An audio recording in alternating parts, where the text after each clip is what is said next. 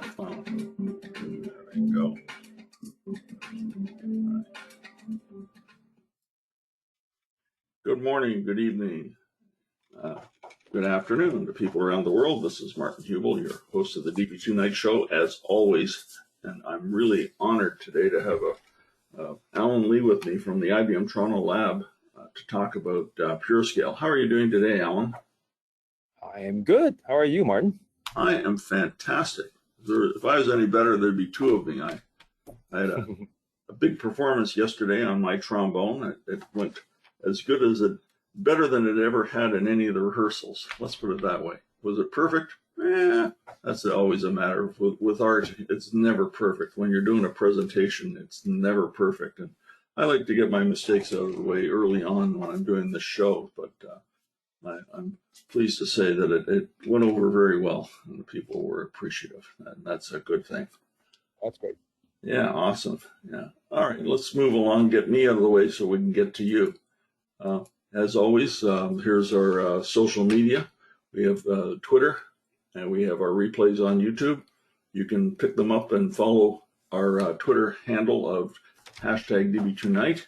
That will allow you to get to the YouTube replay directly, or you can always go to the old replay blog off the DB2 homepage and pick up things like the PDF and other downloadable things like the WMV or MP4 file. As always, here's our disclaimer, and we respect people's copyrights. We are recording things, and everything else is you're on your own. That's basically what that says. Okay, quick announcements. Oops, I forgot to take today's show off. It's up there at the top. Our next DB2Night Show LUW edition will be Les King talking about the DB2 warehouse reference architectures. That's kind of good to know. And then on December 2nd, we have DB2 11.5.8 with Kerry, and we're looking forward to that. One of these days in the future, probably, well, it has to be next year. If it's not this year, we're going to talk about DB2 That'll be exciting too. On the Z side, our next show will be Robert Catterall speaking on DB2 13 for ZOS. I apologize. I managed to get the title right on one of the places where we post that, and I get the abstract wrong with that. And where I had the abstract correct, I had the wrong title. It's not a curse. It's a gift.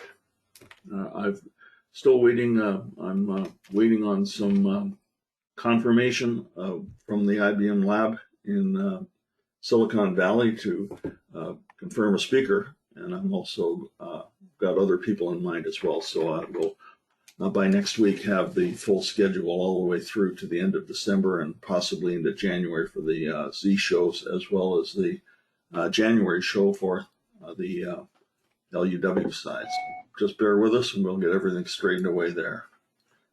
As always, our founding sponsor of the DB2Night Show is DBI Software. And if you have performance concerns, performance standards that you want to monitor and measure towards, DBI has a performance suite that'll help you do that. And you can go to their website and they'll direct you to a good presentation of their capabilities. Our winner of an Amazon gift certificate is John Miles of Travelers from our last month's show. Congratulations, John. We got that noted up there.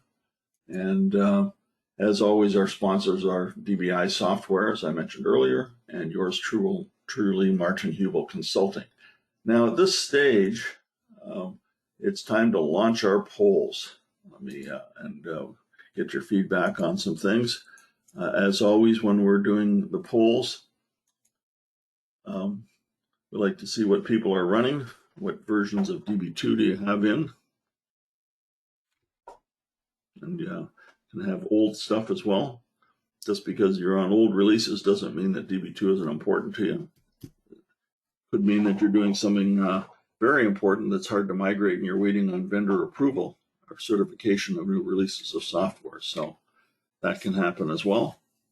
And so far, we've got a good response from our audience. Thanks for that. And we have We'll close that off and share the results. So we got people getting pretty current, and that's great to see. We'll hide that one and move on to the next. How many databases would you estimate you have? Let's launch this. This is kind of a fun one. I first went into a company about 20 odd years ago, and they said, well, we've got well over 100 instances. At the time, it just seemed like so many. But I think everybody these days has a whole pile of them. They kind of quickly grow as you add more applications to DB2 LUW.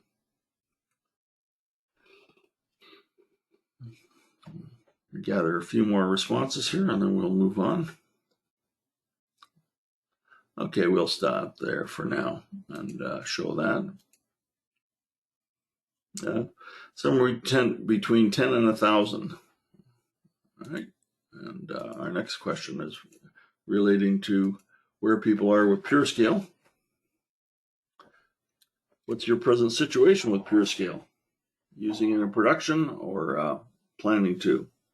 And some people might not be in the situation where they know exactly how that's affecting them.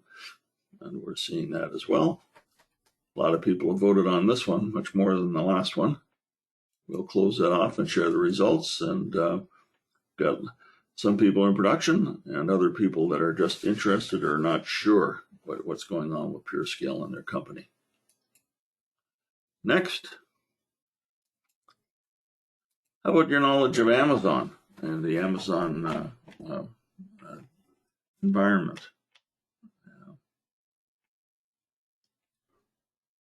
And this is a tougher question. If you're not involved with that, it might just be you're sitting at your desk and somebody else is making that decision for you. And this is important to IBM to have pureScale working in AWS, and hence the nature of this presentation. So with that, I'll share the results. And it says we're using Amazon for non-DB2 activities, and 43% aren't sure. So there's another opportunity here. And that takes us through our polling questions for now, until we get to that big question at the end when we ask you if you've learned anything or not. So with that, let me move along. I put in today's humor as we look at things. As the squirrels get busy around here, I've noticed that a couple of my friends are missing as they gather nuts. So I'm just asking, be sure that you're in a safe place, please. So with that in mind, let's move along. And Alan, I'll turn it over to you now. Thank you, Martin. Thanks for having me. Let me just get my... I got to make you presenter, so you got to do that click thing. And, screen 2, show my screen. Let me know if you're on. Good job. All right, okay.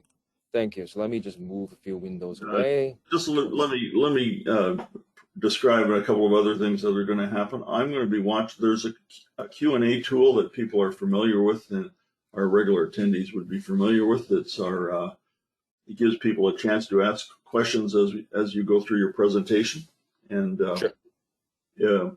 I'll be monitoring that queue, and I will try to break in at a convenient point and to ask those questions to you. I'll be muting myself in the interim so that we don't hear any of the Chihuahua cartel going off in the back. That's great. Thank you, Martin. I mean, I will also give chance to take a break and take questions at the logical points during the presentations. But if there's any burning questions that you feel like you need to interject, feel free to do so. All right? Yeah. Okay, so let's get started. So let me just introduce a bit about myself. So I'm Alan. I'm the product owner and technical dev lead of DB2 pureScale and high availability area. I also hold the upline responsibility of DB2 security, as well as the DB2 and SAP development team. So this is my 23rd year with IBM, all with DB2 LUW. I love development and I love problem solving. I have been in DB2 kernel development, so to speak, for over 15 years. So other than development, I also spent time, I have spent a year leading the DB2 worldwide support team before moving back to development driving the transformation of our solution, HA solution specifically, from an on-premise only to cloud-ready. And if you have attended the IDOC sessions in the past 2 years, you may have heard me talking about the effort of replacing TSA with Pacemaker. That is part of my main focus, and that is the cornerstone for a cloud-ready solution. So the topic that I'm going to talk about today is orthogonal to that, but it's part of the pieces of making our HA solutions on cloud. So I've listed the agenda, actually, the breakdown of what I'm going to talk about in these 5 segments. And with that, let me move on. Again, standard disclaimer from IBM, any timeline presented in this deck is subject to change. So don't sue me if I didn't Slack you or text you if it gets changed. Any performance data presented may vary depending on your mood, on the mood of your machines, your DBA's moods, but most importantly, depend on the hardware and the configurations and the workload type. So let me get started with a pureScale refresher. It's important for me to actually take a few seconds or a few minutes to talk about this so we level set on what pureScale is all about. So when I talk about pureScale, I always start with the considerations of whether your business demands a 5 nines availability or not, okay? And the answer to that always lies with the impact of downtime to your business. It's important because regardless of whether the outage is planned or unplanned, right? It could be waiting for new hardware to come and needing to alter your applications to take advantage of the new hardware, or the system goes down because of a software bug. Okay, all these leads to downtime. The impact of downtime can be damaging to your business. So listed here on the right are kind of the 9 different impacts, but you can summarize them into 3 categories. That's what I usually do. The first one would be the negativity about the company if you have a prolonged downtime. The second one will be a productivity impact, both the employees who have to spend time fixing the outage and the end user who cannot provide the service to their customers. And then last but not least, the breaching of the SLA between the software providing company and the end users. So all these impacts will lead to revenue loss. So most customers these days need 4 nines or higher, and the key to success lie in really how to balance the number of nines that you need versus the cost of going up the ladder of nines. Okay, and you can see in the middle here, pureScale is positioned itself as a 5 9 solution. And DB2 5 9 solution addressing the OLTP market is pureScale. And on the right, you may have seen in any of the previous pureScale educations or seminars, these are the 4 value propositions that we usually talk about. Elastic capacity, right? You can grow the system as you need. Extreme availability. If a member goes down, the transaction moves over transparently to the other surviving members. Application transparency. You don't need to change your applications if you add a member, if you add capacity to each of the member or CF. Workload consolidations. Another term for this will be multi-tenancy. You can consolidate and utilize more of your hardware for database activities with linear scalability. Cloud Ready is the newest addition and is the focus of today. And the last but not least, I want to just highlight the DB2 pureScale architecture leverages the System C sysplex as the gold standard of reliability. Okay. This chart shows the distribution of pureScale customers across the globe. As you can see on the graph on the left side, the deployment is pretty evenly distributed across major continents. Okay, and the graph on the right side shows the distribution among various industries. It is pretty obvious from the graph that where pureScale is being used mostly, predominantly on the financial and government sectors, followed closely by insurance and manufacturing sectors. So the takeaway from this chart is that pureScale is being deployed on a lot of mission-critical production environments around the world, running core banking, financial workload, and we have hundreds of customers, thousands of instances, and tens and thousands of cluster nodes running pureScale across the globe. And we continue to see the uptick of adoptions with this HA model that we provide. And with the offering that we are talking about today, the pureScale on AWS, we believe that it's only going to fuel more deployments and adoptions of pureScale because it does opens up a new use case, sometimes not necessarily in production, but in your test scenario. And I will talk more about that later on. So that's the end of the pureScale overview.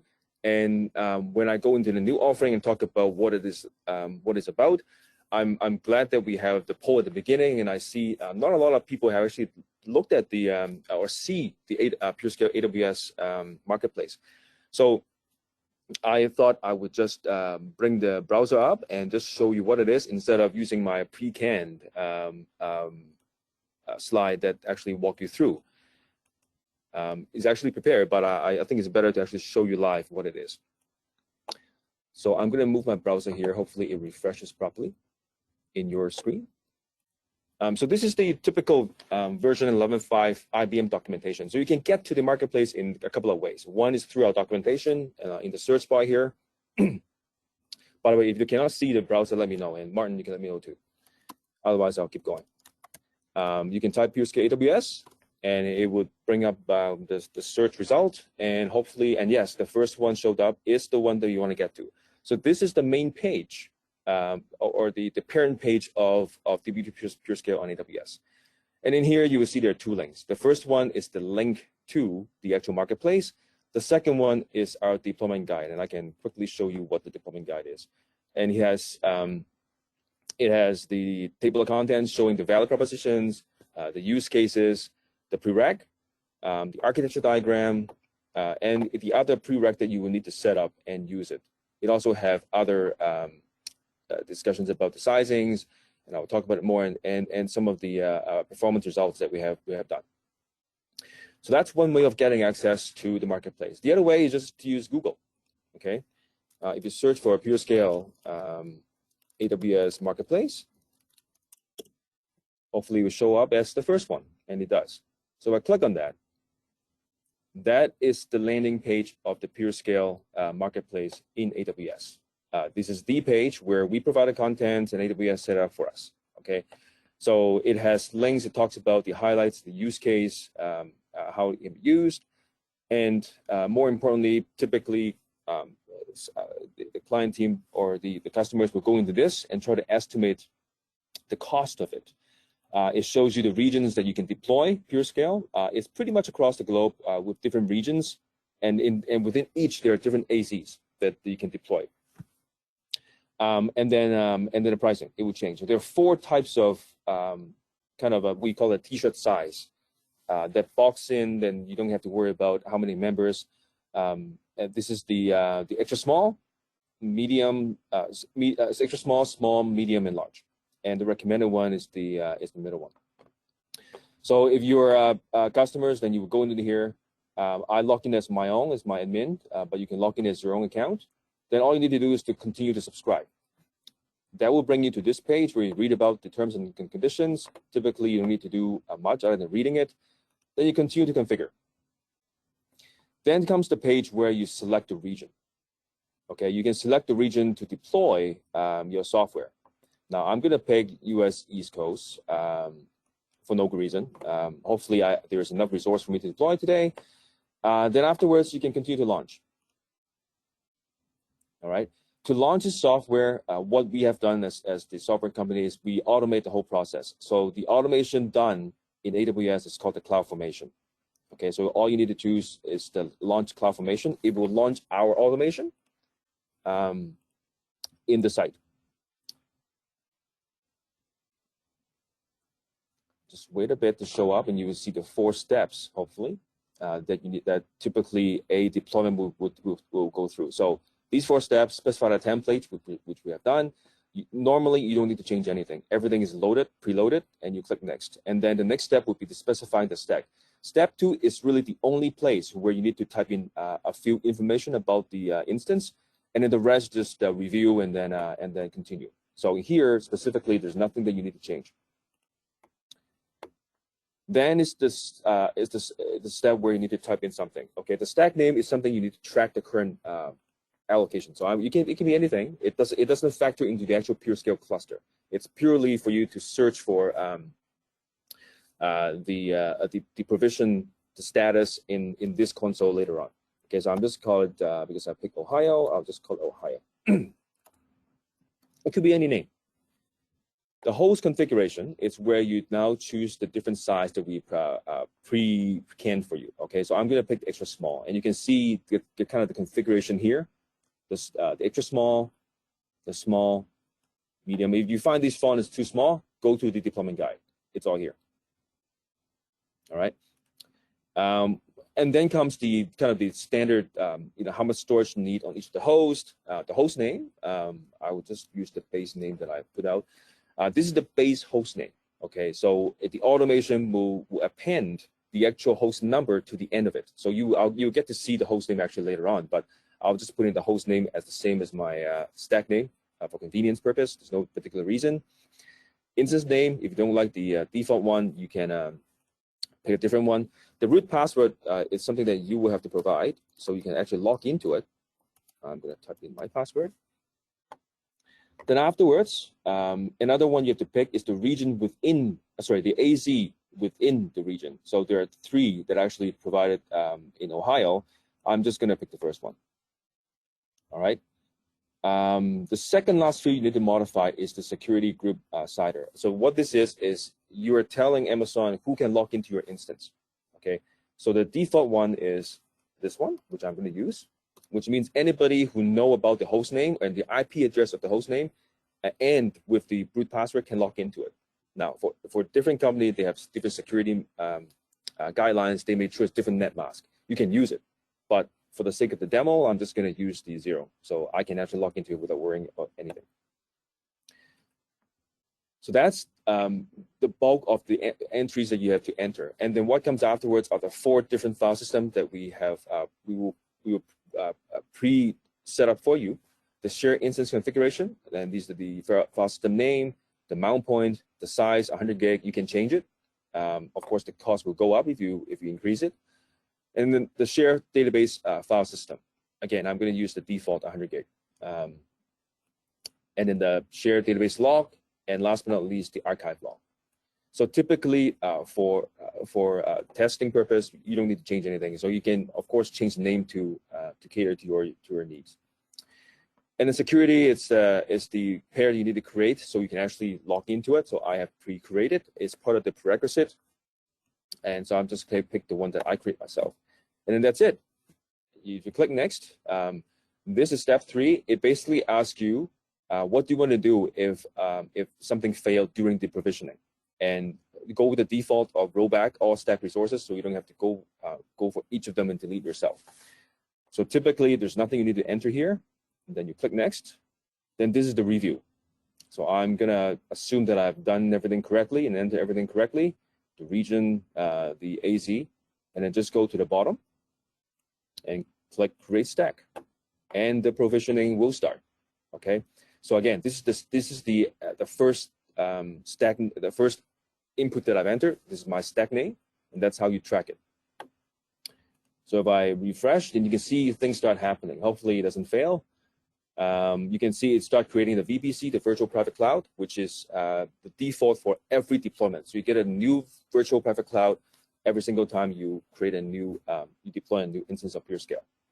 And you keep refreshing, you will see stuff being done, the public subnet, the private subnet, and something would have been done already. I'm looking specifically for the host to see if it started provisioning the host yet. We're not going to see through the entire thing and look for it. So here it is, the host. So each of the hosts are being set up now. So what you can do if you, as a user, you can go to your EC2 instance here and then look at the instance to see if the host is actually allocated. So if you go to your EC2 instance management console, it would automatically select Ohio for you because I chose Ohio as the as my region at the beginning. So you click on the instance.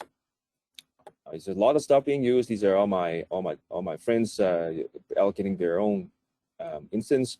So this is mine. You can see the host name. The first one is still being done, so it's not showing up here yet. But you can see the at least 4 out of 5 hosts is now being initiated. If I go back to here, then hopefully host 1 will show up. So you can see it's attaching the Ethernet to the host 1 now. So these are all the steps that it's going through behind the scene in the automation.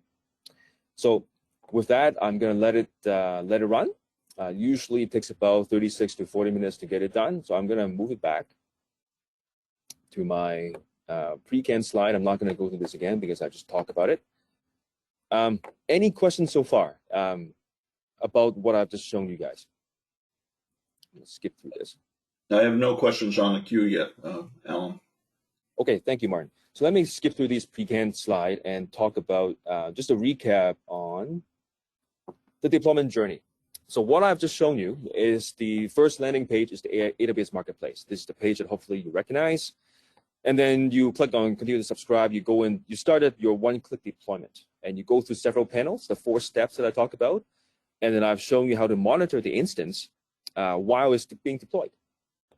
Once it's all said and done, you will actually get the host done.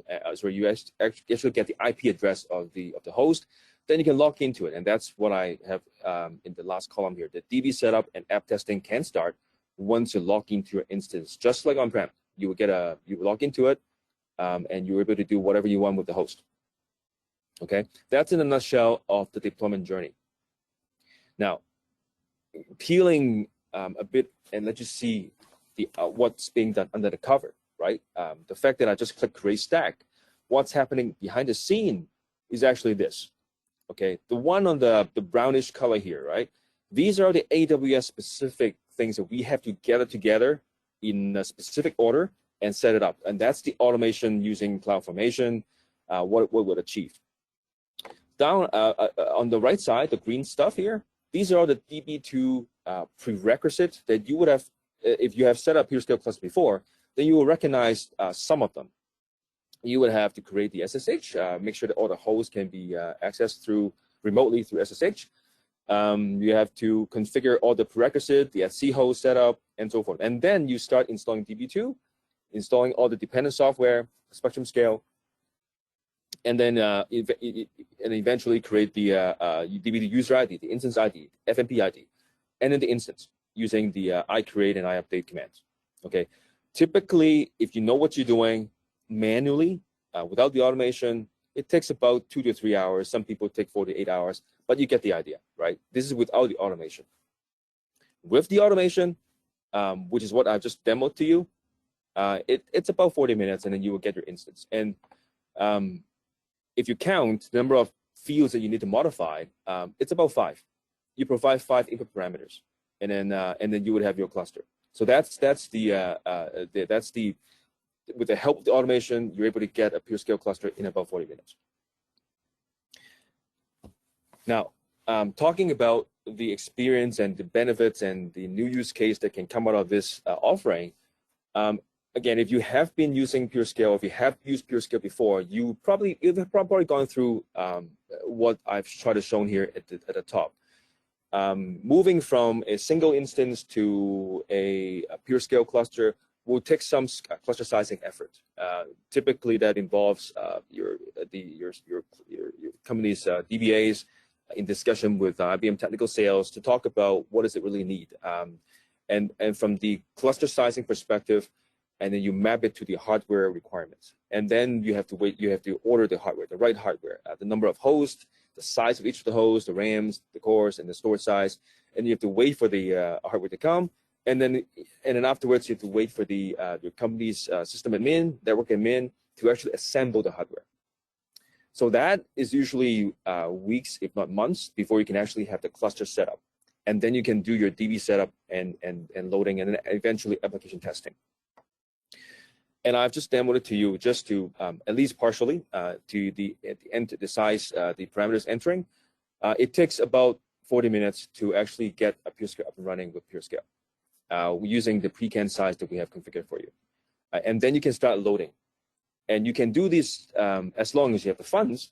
You can do multiple deployments at the same time. There's nothing to stop you from going to a different region, or even within the same region, different AZs, to deploy a second cluster.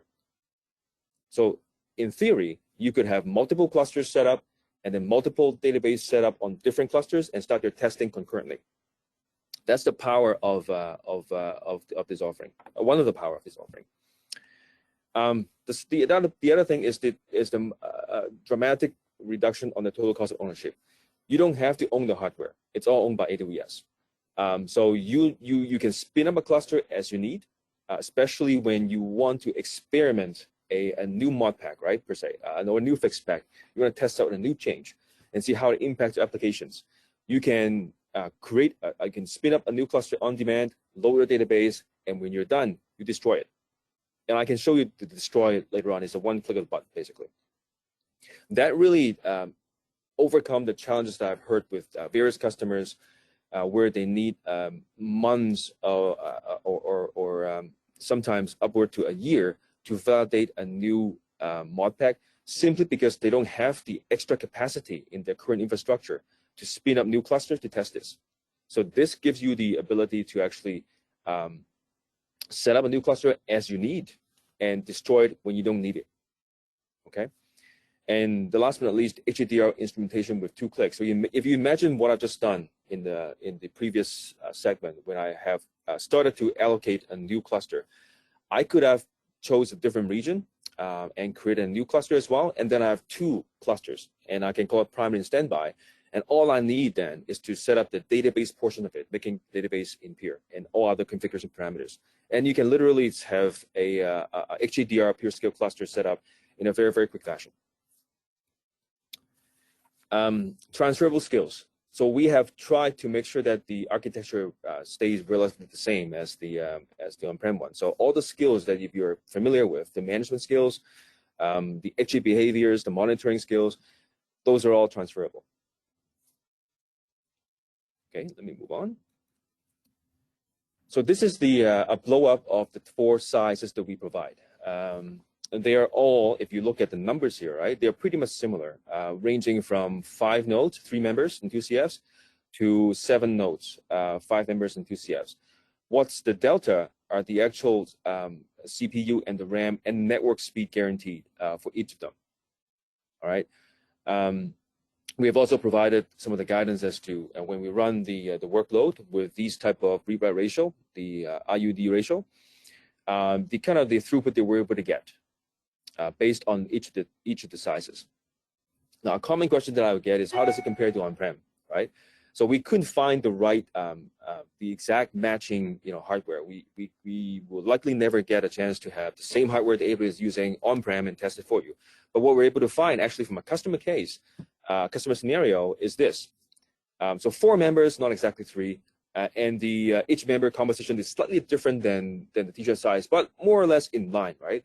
And from that perspective, the throughput that we're getting is right in the middle of where they should be. So, and then this is based on without much tuning effort on the AWS side. So we believe that the offering in AWS using their latest greatest technology will have a leg up on the on-premises solution if we were to able to get the exact same hardware and the size here. Okay. Okay, so one more thing before I go into the next segment is just kind of give you a heads up on what it looks like for an instance in AWS. So this is, if you have used pureScale before, the DB2 instance dash list is one of the most common utility that you would use to look at the state of the instance. So this is a snapshot when the cluster was just freshly created, without starting the instance. So it's on stop state, and you can see the naming convention. That's what I want to highlight here, right? We enter the base host name in the input, and you can see the number that gets appended to the end for each of the host. And the same with the net names. All right, we use the host name and then append the ETH1 to it as the default name. So that's the end of the first segment to talk about the offering, let you see with your own eyes what it looks like. Any questions so far?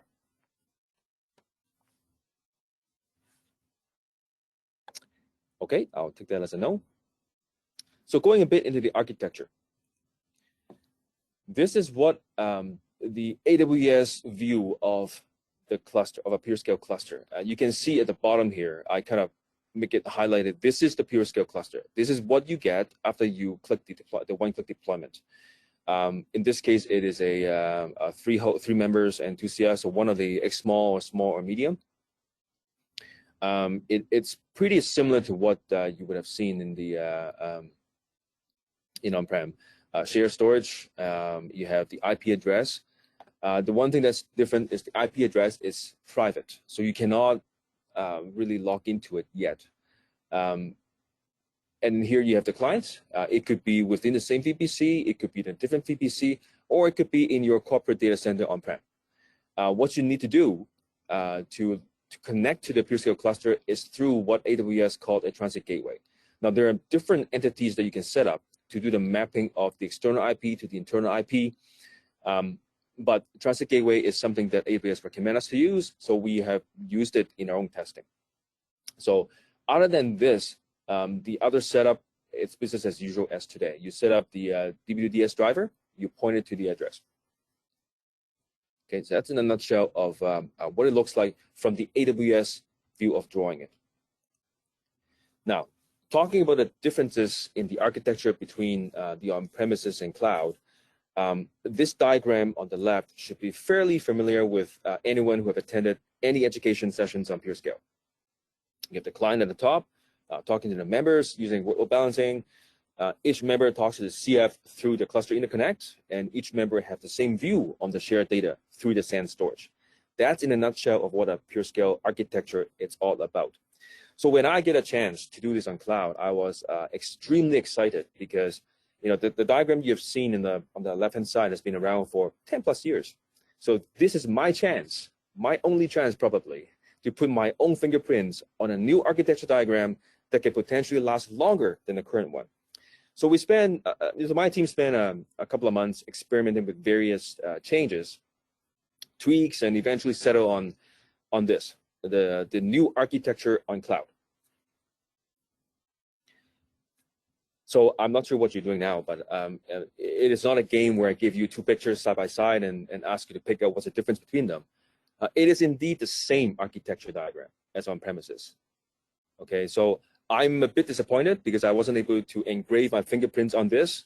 But what this does say is that the architect who designed this 10 years ago, the likes of a former chief architect, Matt Harris, you remember him, and our current chief architect, Kerry Romanov, along with the late Amber Sashadina, okay? And maybe there are a few others as well. They have done such a marvelous job with the design that stands the test of time. And we can almost plug this into cloud as is. I said almost. But at least, even with the minor tweaks that we need to do, there's really nothing that I can think of to tweak the diagram on the left and call it a new architecture. It is really the same, and that's the neat part about it. And also another benefit of this is without the need to change the diagrams, if you know about the architecture today, good for you because you also know the architecture on cloud now, and you have the skills in managing and monitoring the clusters today on cloud.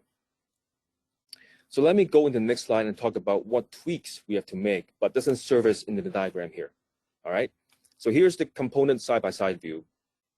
On the right-hand side, the table, there's a split of the row and columns here.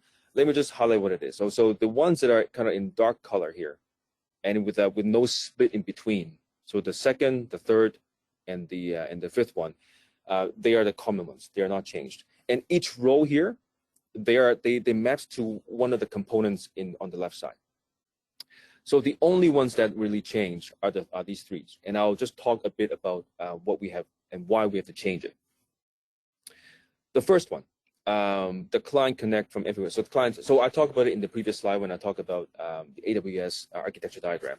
There's really no change functionally, okay? And the only thing that we need to add to it is to add the mapping of the public IP address to the internal host IP, so the workload balancing will work. But that's an additional setup that we have documented in our deployment guide and also documented clearly in the AWS guidelines. That's the one change. Change number two, cluster interconnect. As you know, on premise, we support two types of network for low latency, high-speed communications, RDMA and also TCP/IP. The current offering in AWS is Ethernet. Okay, RDMA equivalent, we have it in plan for future release. The last but not least, the data sharing architecture. It's really no change. It's still the same shared storage. In AWS, they call it the multi-attached EBS support. It's really just storage that you can connect to each of the hosts, and each host has the same view on it. There's a limitation of 16 hosts within the same region, but as I talk about all the deployments globally across the globe, I have yet to come across a deployment that has more than 8 members. I think there's one that has 10 members, but they have overly provisioned it for their own purpose. So most deployments, pureScale across the globe in production, they are between 2 to 6 maximum. They rather go and scale up than scale out, and that fits their heavy-duty workload. And the storage that provided by AWS does not have scarcity TPR, or what we call the fast out fencing. And I'll talk more about it in the next slide. So that's pretty much the delta between the architecture on premises versus on cloud. Any questions on this slide? Okay, let me go to the next slide. Another view of the key delta between the two offerings. This one is not technical. It's about the ease of deployment versus the full autonomy on premises. It should be pretty much self-explanatory. Capital investments, of course, there's no upfront investment cost. On premises, there's a huge upfront cost, and also the maintenance cost. In terms of what with the offering itself, the DB2 version is basically when you try to deploy pureScale on AWS, we always go with the latest, greatest. And I'll talk more about that later on. So within each major release, basically, you're going to have one single version, and you cannot go back. Now, once you've deployed, you have it, right? But if you destroyed it, you cannot go back. Okay? On the foreign premises, as long as you own the version, you have the version, you can deploy it anytime. Hardware architecture on AWS is only Intel, and for on-premises is Power, Intel, and Z. And the OS choice is pretty much the same except for AIX for on-prem, and only Red Hat and Slash on AWS. In terms of the cluster, okay, so here's where it gets a slightly low level. The topology perspective, again, for on AWS, we provide 4 t-shirt size versus on-premises is customizable. Cluster interconnect, I showed in the previous slide. TCP/IP for now on AWS with RDMA coming. Quorum, I think that's one change that you can say, one of the bigger change. Because the storage provided by AWS does not support any type of SCSI, there's no way we can use this tiebreaker as on premises. So we switched to using majority quorum. And that's one reason why you see the number of nodes that we have provided in the t-shirt size is odd. It's 5 and 7, including the CF. And because there's no SCSI TPR, no fast out fencing, we switched to use the disk leasing on AWS side. Last but not least, in terms of DR, HDDR for now on AWS. And on premises, you have GDPC. That leads to my next, nicely to my next, this slide about the solution that we have talked about so far. I've only talked about a single region, and that's what I've demoed so far. Now, going with the disaster recovery, there are a couple of options. With the offering that we have announced in July this year, you can deploy HDDR within the same region, but in different AC. And you can set up the HDDR pair that way. If you need another backup, right, you can, of course, use other technology like QREP. Then you can have QREP on, again, within the same region, different ACs, or different region. Now, going forward with our upcoming release, you will have the options of deploying the pureScale on different region. And you can also use QREP for more than one to standby. Now, the reason why I put the GDPC here is to highlight and to remind myself to talk about it, and I've been asked many times. GDPC is currently not in plan for the offering on cloud, mostly because of the distance restrictions. It doesn't make sense to have GDPC. So the DR solutions for pureScale on cloud is HDR. Okay, that brings the end to the architecture segment. Is there any questions?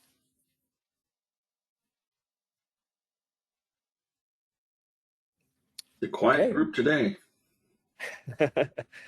All right, let me move on to kind of the support-related questions on how you maintain it going forward. I usually break it down into 3 phases of the entire life cycle of using deployment on AWS. You have the pre-deployment, you have the in-deployment, and also post-deployment. So typically issues that you will hit when you're in the pre-deployment phase, okay? And these are the questions that I've been asked in the past few months, ever since we announced it. They are kind of what are the restrictions, prerequisites, you know, the distros that we provide, the pricing, the deployment options, and so forth. You know, the way that it can get to me is either they know my email address, they email me, or they open a Salesforce case. And then from the DB2 support perspective, right, you would expect them to resolve the issue either by engaging L3 or find the answers for you, okay? Now, if we need to fix anything in the AWS Marketplace landing page, then DB2 will work with AWS technical team to actually make that change. That's how it deliver the fix, all right?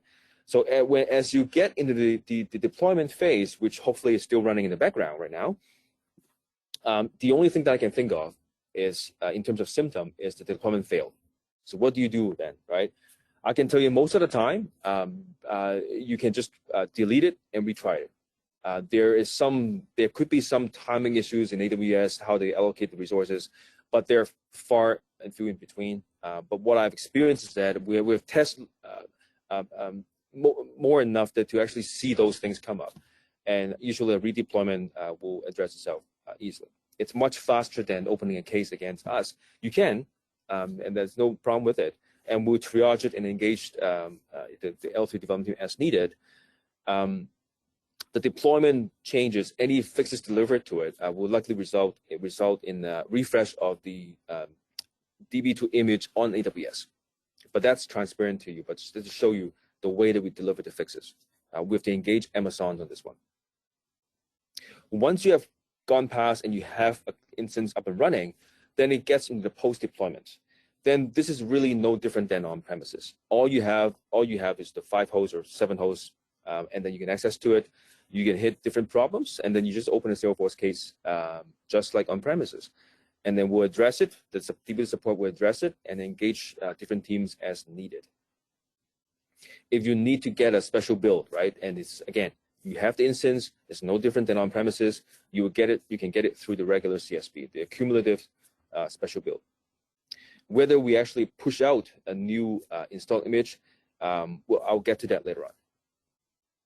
So that's kind of showing you if you hit problems during different phases, who you should talk to, and where you can find help.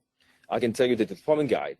We have put in a lot of efforts to beef up the Q&A sections at the end.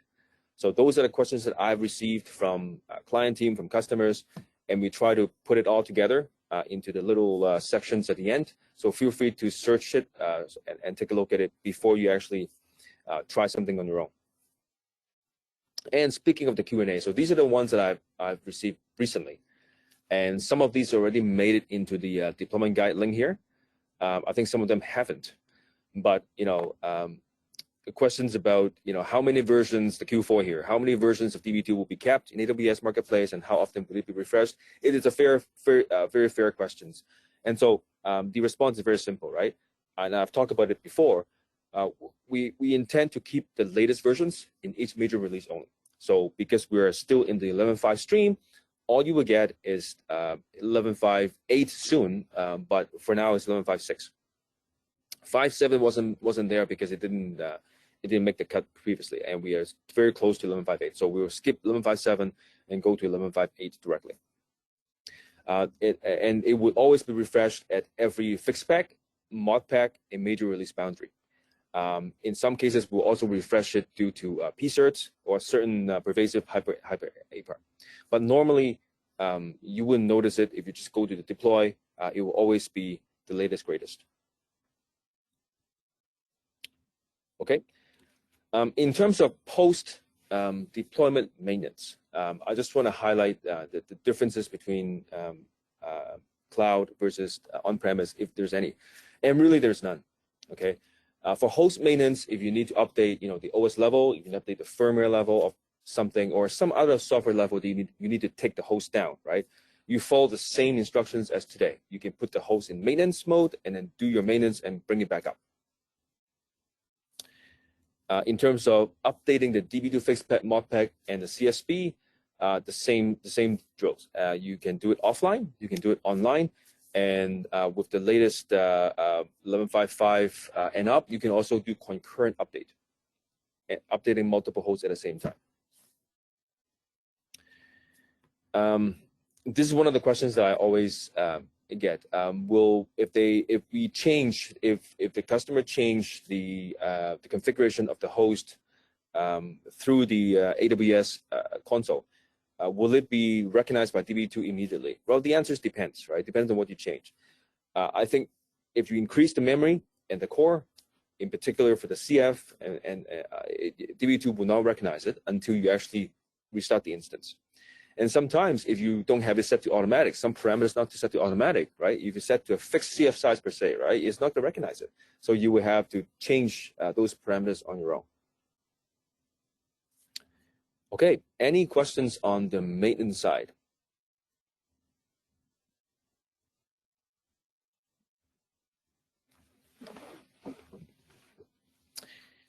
Okay, if not, then let me go to the roadmap and kind of highlight what we have changed in the upcoming mod pack.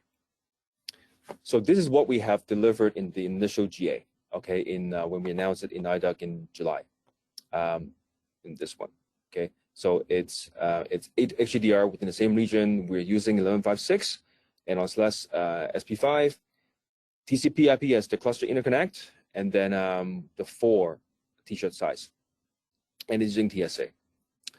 In the upcoming release, we enable HDR across regions. We'll uplift the DB2 versions to the latest one, and we have also added Red Hat 8.6. And also uplift the /12 to /15. 15. Going to the future, all right, we will continue to have the latest, greatest DB2 versions as well as distros. And I've talked about it. We fully intended to enable an RDMA equivalent performance on AWS, and they call it the EFA, the Elastic Fabric Adapter. And hopefully that we'll get AWS to support the SCSI equivalent so that we can enable the fast out fencing as well to have a faster response time in node failure recovery. Now, in terms of the size, the cluster size, we put out 4 just to see if it's satisfying most of the needs. And I'm open to suggestions to if there's a need to add an extra large or XX large, or change some of the configurations in terms of memory and cores on the existing ones, feel free to let me know. This is open, and we're not boxing as to the number of things that we can provide, number of different cluster sizes to provide, as long as it's not 100 of them, okay? And then last but not least, when we completed the mission to replace TSA with Pacemaker, all offerings on AWS for pureScale will also go with Pacemaker. So that's all the content that I would like to go through with you guys today. Is there any questions? So Martin, you can let me know if there's any questions that you want me to address.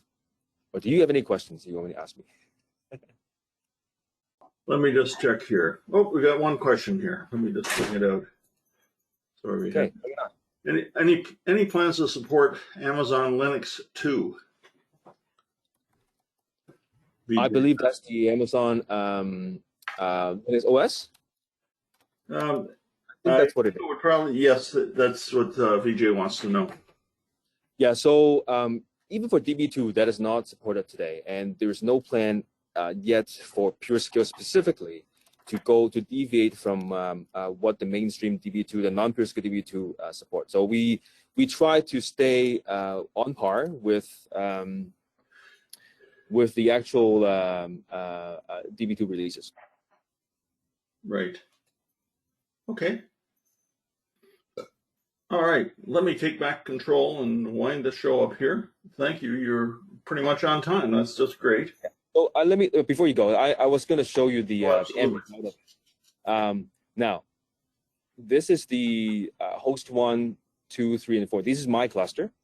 So as I am still trying to look at the status of it, you can still provisioning. So unfortunately, I won't be able to show you the result.